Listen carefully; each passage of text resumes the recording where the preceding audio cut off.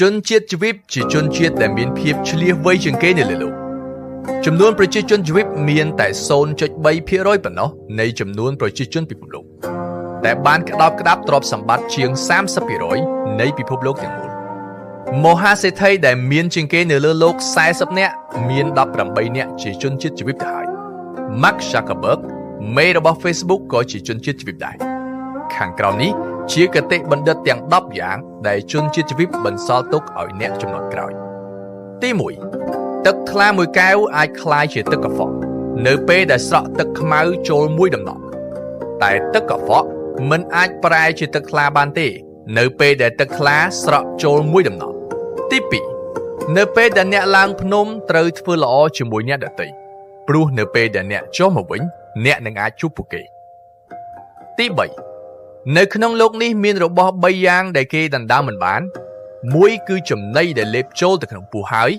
2គឺក្តីសុបិនដែលមាននៅក្នុងចិត្តនិង3គឺចំណេះដឹងដែលមាននៅក្នុងខួរក្បាលទី4ព្រំដែននៃទុក្ខសោកគឺសប្បាយនៅពេលដែលអ្នកអាចដើរចេញពីទុក្ខសោកអ្នកនឹងសប្បាយ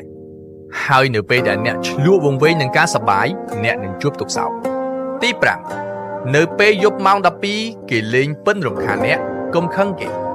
ចាំម៉ោង4ទៀបភ្លឺចាំដាស់គាត់ឲ្យភ្ញាក់ហើយប្រាប់គាត់ថាដេញពីរោះណាទី6ពេលនិយាយឲ្យដូចមនុស្សធម្មតាពេលគិតឲ្យដូចបណ្ឌិតទី7រឿងដែលគួរឲ្យអាណោចអាធមជាងគេ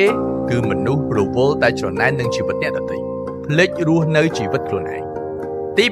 8ភាពភ័យខ្លាចកើតឡើងដោយសារតែគ្មានចំណេះនិងគ្មានចំណេះជាក់ទី9បើអ្នកមិនចេះញញឹមកុំចេញរកស៊ីឲ្យសោះទី10ពងមាន់ដែលជល់នឹងថ្មពងបែកថ្មប្រឡាក់ថ្មប្រឡាក់អាចជ្រះវិញបានតែពងបែកមិនអាចញាស់បានទេបងប្អូនដែលស្ដាប់យល់ពីគតិបណ្ឌិតទាំង10របស់ជនជាតិជីវិតនេះសូម share ទៅកាន់បងប្អូនមិត្តភ័ក្តិរីឯអ្នកដែលមិនទាន់ស្ដាប់យល់ save ទុកមើលថ្ងៃក្រោយ